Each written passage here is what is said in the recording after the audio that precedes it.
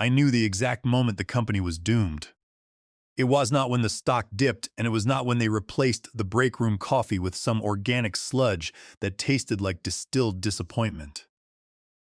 It was the moment Preston walked in. Preston was the new chief technology officer, a 28-year-old venture capital experiment wrapped in a fitted vest and smelling like sandalwood and unearned confidence. He walked into the conference room like he was Moses parting the Red Sea. Except the Red Sea was just a bunch of tired, middle-aged engineers praying for severance packages. I was sitting in the corner, nursing a styrofoam cup of lukewarm bean water, watching him survey the room. I have been here 6 years. In tech years, that makes me a prehistoric fossil. I am the ghost in the machine. I am the reason the servers do not catch fire when the holiday traffic hits. But to Preston, I was just a guy in a faded hoodie who looked like he needed a nap and a stiff drink. By the way, if you enjoy watching arrogant corporate frat boys get absolutely dismantled by the people they underestimate, do me a solid, hit that subscribe button and upvote this story. It fuels my rage and helps me buy more calming herbal tea, which I definitely lace with whiskey. Thanks. Listen up, team. Preston started, clapping his hands together like a seal asking for a fish. I have been reviewing the architecture, and honestly, it is a mess. It is legacy garbage. We are pivoting to a microservices-first artificial intelligence-driven ecosystem by the third quarter. He threw a slide up on the projector. It was a bunch of meaningless circles and arrows that looked like a football play, drawn by a toddler on too much sugar. I squinted at it. He was proposing deleting the central logic gate of our entire logistics platform. That legacy garbage he mentioned, that was Vanguard Core. That was my baby. That was the code I wrote during the 2020 logistics nightmare fueled by panic and insomnia, which literally saved this company from bankruptcy when the rest of the world's supply chains were collapsing like a house of cards in a hurricane. "Excuse me," I said, my voice raspy. I had not spoken in a meeting in 3 months. Heads turned. That garbage handles 90% of our vendor compliance. You delete that node and you are not just pivoting, you are lobotomizing the company. Preston turned to me. He had that smile, the one that does not reach the eyes, the one practiced in a mirror while listening to hustle culture podcasts. He looked at my messy hair, my faded crew shirt, and then checked his expensive watch. "And you are?" he asked, feigning ignorance. He knew who I was. It was the line item on the budget that the chief financial officer could not explain, but refused to cut. "I am Donovan," I said, keeping it simple. "I built the backbone you are trying to surgically remove." Preston chuckled. It was a wet, condescending sound. "Right, Donovan. Look, buddy. I appreciate what you did in the old days, but we are not running a history museum here. We are building the future. And frankly, your monolithic code is holding us hostage. We need agility. We need velocity. You do not need whatever this patchwork is, buddy." The word hung in the air like a bad smell in an elevator. The other engineers looked down at their laptops, terrified. They knew. They knew I was not just the architect. They knew I was not even technically an employee.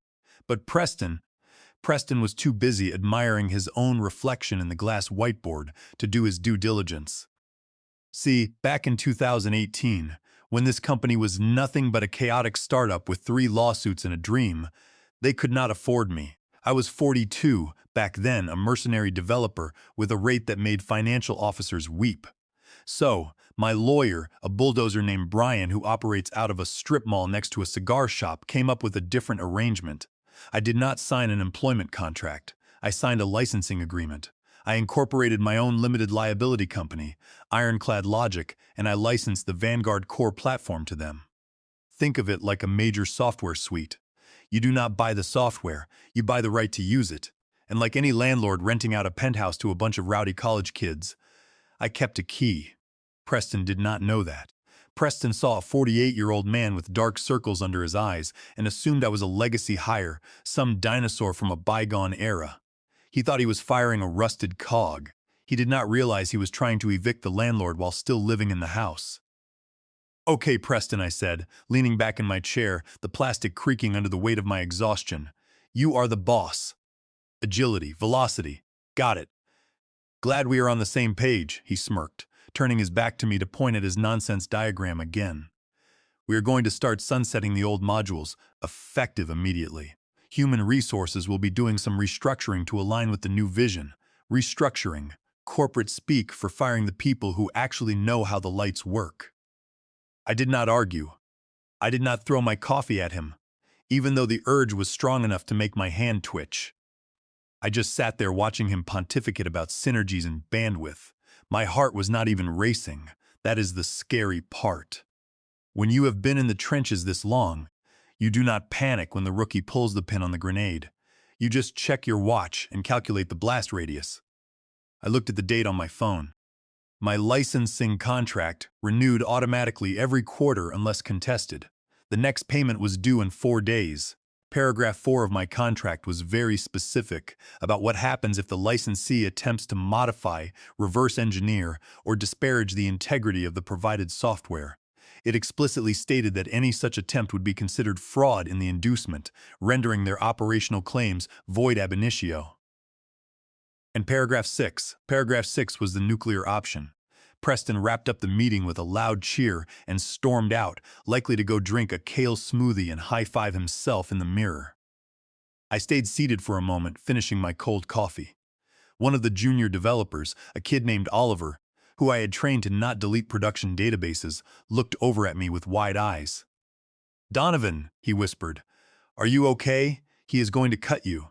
I crushed the styrofoam cup in my hand and tossed it into the recycling bin with a perfect arc. "Do not worry about me, Oliver," I said, standing up and smoothing out my hoodie. "Just do me a favor.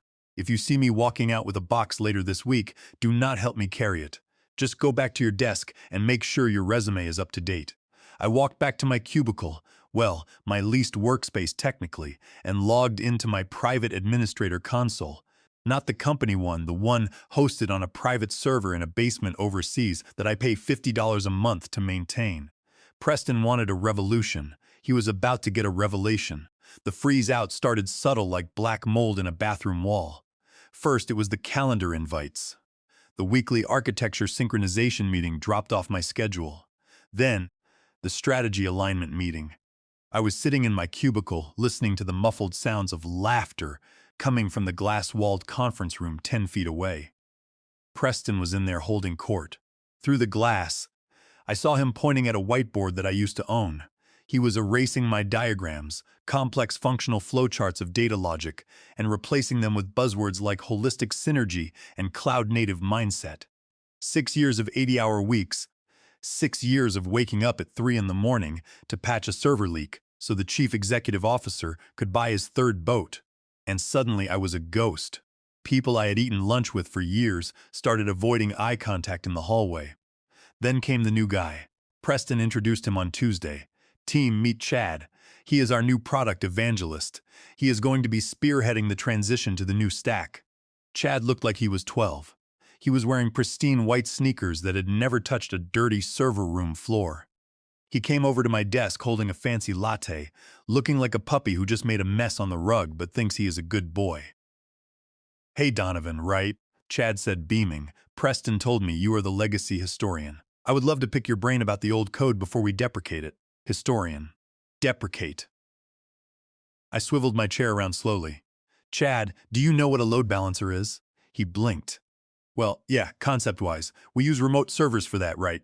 It is all serverless now, right?" I said, turning back to my screens. "Serverless because the cloud is just magic sky pixie dust. Not actual hardware running in a warehouse in Virginia that melts if you do not optimize your queries." "Good luck, Chad." He wandered off looking confused. By Thursday, my access to the staging environment was revoked. I got a generic system email stating permissions updated by administrator. I did not fight it. I did not storm into the office demanding answers from Preston. I simply opened my personal laptop, my trusty beat-up machine that held the keys to the kingdom, and checked the bank account for ironclad logic. I sat there, the blue light of the monitor reflecting in my glasses, feeling a strange mix of adrenaline and calm. It was happening. They were ghosting the payment. In their arrogance, they assumed that since I was sitting in a cubicle, collecting a salary, which was actually a retainer fee disguised as payroll for tax simplicity, on their end, they did not need to pay the vendor invoice. They thought they owned me. Therefore, they thought they owned the code. I pulled up the contract. I keep a digital copy. But I also have the original signed in wet ink by the founder, safe in a fireproof box at home. Clause 3.1 Payment Obligations. Failure to remit licensing fees within 24 hours of the due date constitutes a material breach. Clause 3.2 Cure Period. There is no cure period for willful non-payment or unauthorized modification of the source material. Furthermore, modifying the codebase without express written consent constitutes a direct violation of copyright laws, essentially rendering any assumed employment rights void ab initio due to fraudulent misrepresentation of the intent to honor the license. Preston had already violated the unauthorized modification clause by trying to patch his new microservices on top of my core without my application programming interface keys. And now he was about to violate the payment clause. I let the clock tick. At 4 in the afternoon on Friday, Human Resources sent me a calendar invite for 4:30. Subject quick synchronization, location, meeting room B. This was it. Friday firing, the classic move. Do it at the end of the day so the employee cannot cause a scene, and the rest of the staff has the weekend to forget they existed. I started packing. Not much, just a few photos my lucky screwdriver set, and a small cactus that was clinging to life despite the air quality. I wiped my company-issued laptop. I ran a military-grade scrubber on the drive. I checked the bank account one last time, still zero. I stood up, put on my jacket, and grabbed the manila folder I had brought from home. Inside was the contract, heavily highlighted in neon yellow. It was time to go to the principal office. Meeting room B was a glass fishbowl near the elevators designed, so everyone could see your shame as you got the axe. Preston was there, of course, leaning against the wall with his arms crossed. I placed my manila folder on the table. Preston eyed it suspiciously, then smirked. So Preston started, not letting Nancy do her job. We have been evaluating the team structure, and as we move toward this high-velocity cloud-native future, we are finding that your skill set does not align with the trajectory of Vanguard Core. Trajectory, I repeated, nodding slowly. Like a missile into a mountain, Preston tightened his jaw. We are terminating your employment, effective immediately. Nancy has the paperwork, standard severance, 2 weeks of pay. We will need your badge and laptop. We also require you to sign this non-disclosure agreement to receive the severance, Nancy added. I did not touch the papers. I looked at Preston. Just to be clear, I said, you are terminating our professional relationship completely. That is what fired means, buddy, Preston snapped. Okay, I said. I reached into my pocket and pulled out my badge. I slid it across the table. Then I took the company laptop out of my bag and placed it next to the badge. There, I am no longer an employee. Good, Preston said, pushing off the wall. Security will escort you out. Wait, I said. I placed my hand on the manila folder. We are done with the employment part. Now we need to discuss the vendor relationship. Preston frowned. What do you mean? I opened the folder. Inside was the licensing agreement for the Vanguard Core platform. Signed in 2018, renewed automatically every quarter. I spun it around so they could read it. I do not work for you, Preston. I never really did. My company, Ironclad Logic, licenses the technology that runs your procurement, your logistics, and your vendor payments. I was just part of the package, on-site support included in the premium tier. Preston laughed. He actually laughed. He picked up the contract, glanced at the cover page, and tossed it back down. This is some old paperwork from the startup days. We own everything you wrote while you were here. Intellectual property assignment. It is standard. We own the code. Actually, I said, tapping paragraph 4. Read it. All code, architecture, and algorithms remain the sole property of the licensor, Ironclad Logic. The licensee, Vanguard Logistics, is granted a non-exclusive revocable right to use the software, contingent upon timely payment and adherence to usage guidelines. I watched his eyes scan the paragraph. I saw the moment the words hit his retinas, but his brain refused to process them. This is ridiculous, he spat. You are on the payroll that voids this. Check with legal, I said.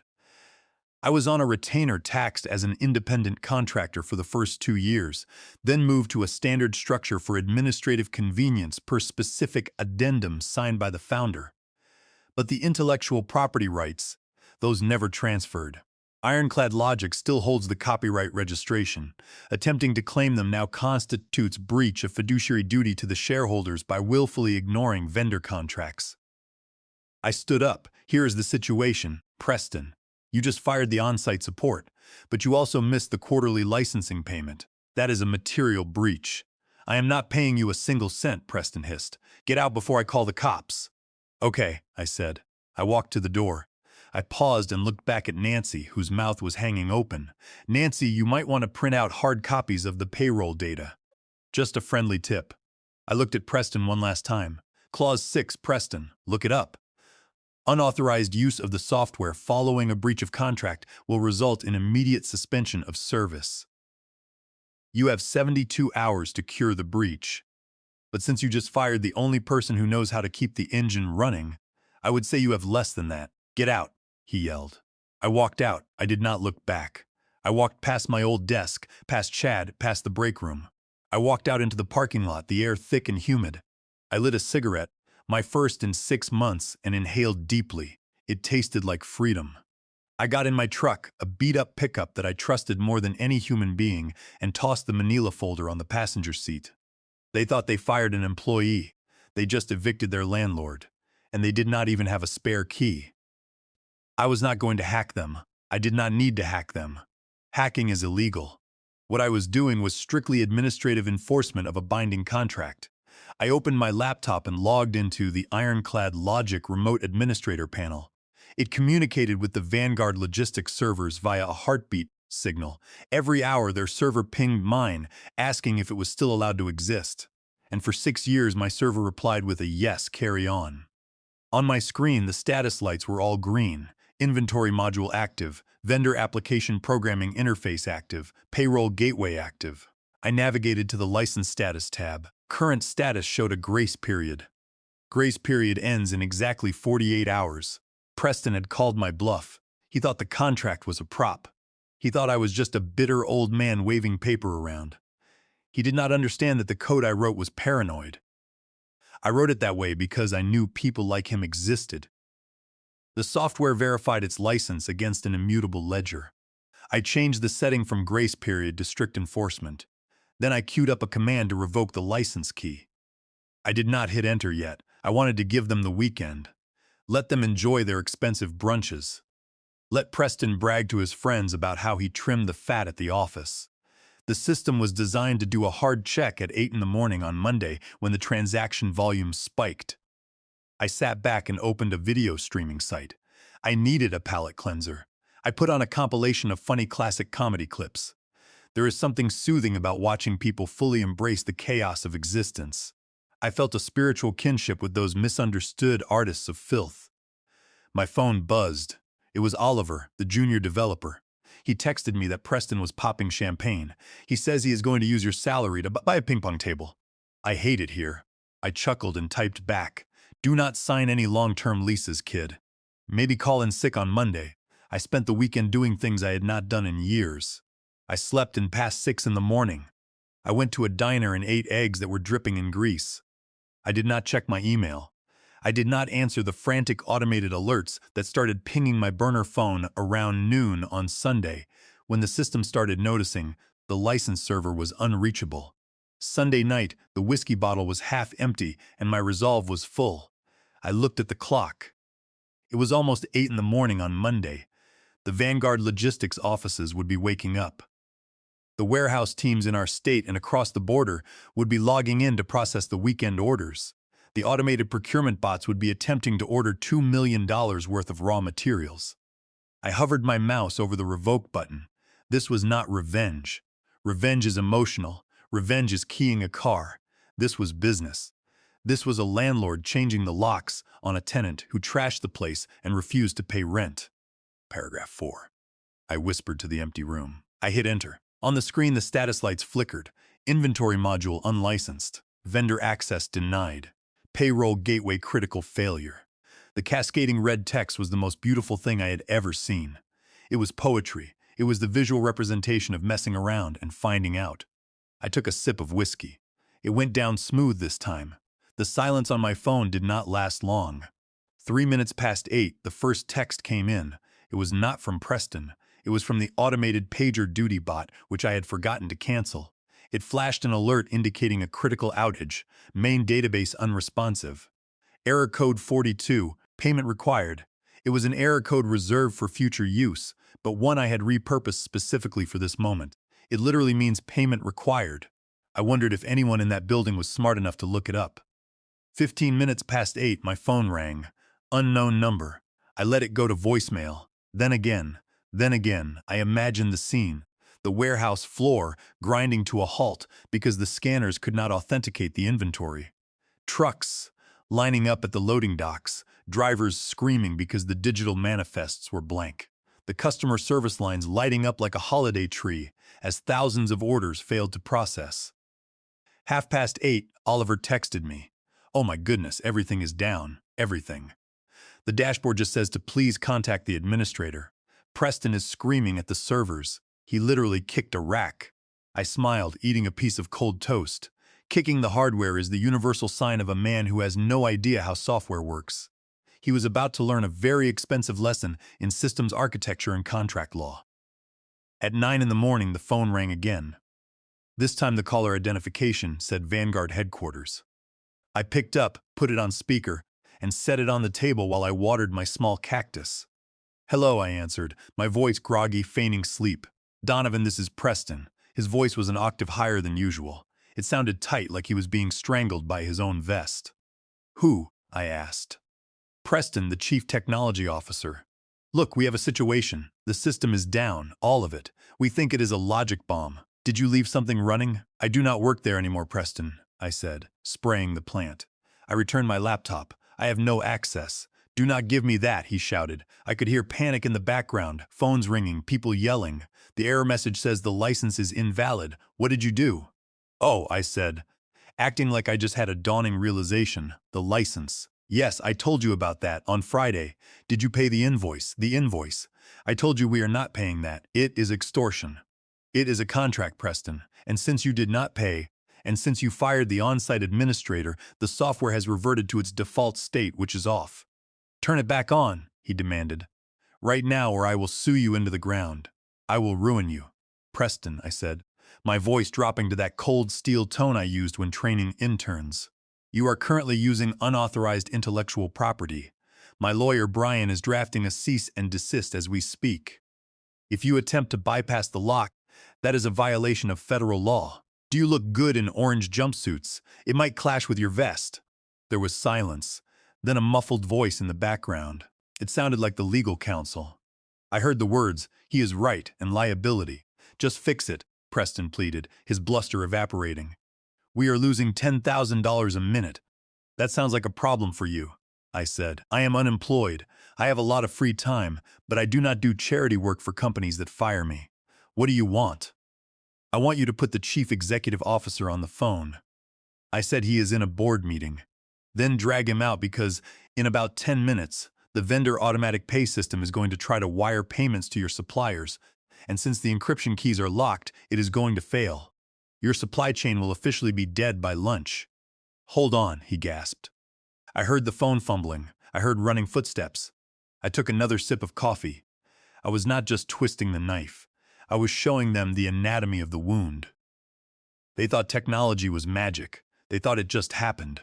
They forgot that people built it. People with mortgages and pride and contracts. A new voice came on the line, deep, booming, but currently shaking. It was Wallace, the chief executive officer, the man who had bought his third boat while I was patching the leaks. Donovan, Wallace said.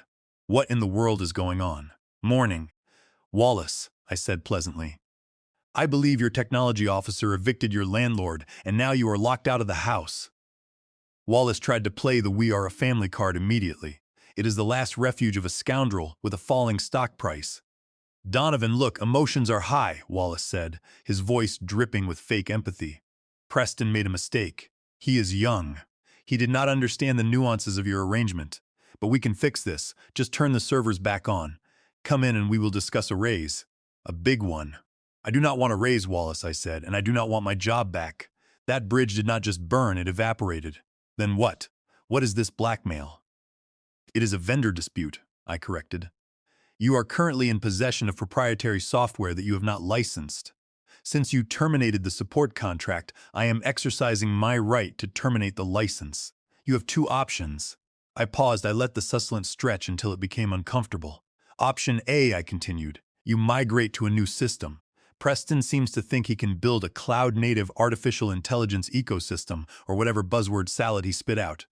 Go ahead, build it. It took me 6 years to build Vanguard Core. Maybe he can do it in 6 hours. Good luck. We cannot do that, Wallace snapped. We are dead in the water without your platform. Option B, I said. You purchase a one-time perpetual license for the source code, meaning you buy ironclad logic intellectual property. You own it. I walk away. You get the keys, the documentation, everything. You never see me again. Fine, Wallace said instantly. Fine, we will buy it. How much? 50,000. 100. I laughed. It was a dry, raspy sound that startled a squirrel on the lawn. Wallace, you were losing 10 grand a minute. You processed $300 million through my code last year. 100 grand buys you a consultancy presentation, not the engine of your company. How much, Donovan? $2,600,000, I said. That is insane, Wallace roared. That is extortion. That is the valuation, I said calmly. I did the math. It is exactly 1% of the revenue my code saved you during the pandemic, plus a nuisance fee for having to listen to Preston call me buddy. I will not pay it. Okay, good luck with the migration. Oh, and Wallace, the Data Vault export protocol initiates in 1 hour. If the license is not renewed or transferred, the system automatically purges customer data to comply with privacy laws. You would not want to keep user data on an unlicensed system. That would be illegal. You rigged it to delete the data. I programmed it to be compliant. I lied. Well, mostly lied. It was a privacy feature, but weaponized. I need time, Wallace said, sounding defeated. You have 59 minutes, I said. I will send the signature documents to your personal email. I assume corporate email is down since the authentication server runs on. Well, I hung up. My phone buzzed again. It was not Wallace. It was a professional networking notification. Preston has viewed your profile. I bet he did. I bet he was looking at my skills section, realizing that legacy architecture meant the only thing holding up the ceiling. I went inside and opened my laptop. I drafted the invoice. Service, transfer of intellectual property rights and emergency system restoration. Amount $2,600,000. Note, payment required via wire transfer immediately upon signature. I sent it, then I sat and waited. The power of being the one who built the maze is that you are the only one who knows where the exit is. They were trapped in the dark and I was selling flashlights for a premium. The next 45 minutes were a blur of text from Oliver. He was live blogging the apocalypse from the server room. Oliver told me legal was screaming at Preston. They found the contract. The general counsel literally asked Preston if he could read. Wallace was red in the face, talking about calling the authorities. Legal told him that since it is a contract dispute and they stopped paying, the authorities would just laugh. They literally breached first. My phone rang. It was the legal department. A woman named Diane. I liked Diane. She was sharp but polite. Donovan, Diane said. Her voice was flat professional, the voice of someone cleaning up a toddler mess. We have reviewed the documentation. Hello, Diane. Did you catch paragraph 4? I did, Diane sighed. And paragraph 6, and the addendum regarding intellectual property assignment. It is ironclad, pun intended. I have a good lawyer, I replied. I see that. Look, Wallace is ready to sign. But we need an assurance that the system comes back online immediately, no delays. The second the wire hits my account, I push a patch that updates the license key to perpetual. The red lights turn green. Business as usual. Preston can even keep his job if you have not thrown him out the window yet. Preston is being handled, Diane said, sending the wire now. I refreshed my bank application. It is a strange feeling watching your net worth go from enough for rent and groceries to enough to disappear in a single second. Pending transaction, plus $2,600,000. Source, Vanguard Logistics. It is there, I said, my heart skipping a beat for the first time all weekend. Unlock it, Donovan. Pleasure doing business with you, Diane. I hung up. I tabbed over to my terminal. Command update license status perpetual. Command cancel purge sequence. I hit enter. 2 minutes later, Oliver texted. We are green. Systems are booting. The dashboard works. People are cheering. It is like the end of a movie in here. I looked at the bottle of cheap spirits. I deserved an upgrade. But before I left, I sent one last email to Preston. Subject, transition handoff. Body, the keys are under the mat. Try not to burn the house down. Postscript, the legacy garbage just cost you 2.6 million. Might want to respect the code next time, buddy. 6 months later, I heard through the grapevine that Preston was demoted to special projects, which in corporate speak means do not touch anything sharp. They paid millions for an old system they barely understood, maintained by a team of terrified juniors. As for me, I am currently sitting in my newly renovated living room. I have a massive television dedicated exclusively to my favorite comedy movies. I still have the old manila folder. I framed it. It hangs in my home office right above my monitor. Paragraph 4. The paragraph that bought this house. So, next time some 20-something in a vest calls you buddy or dismisses your work as legacy garbage, do not get mad. Do not scream. Just make sure you own the keys. And if you have to burn the house down, make sure you charge them for the matches.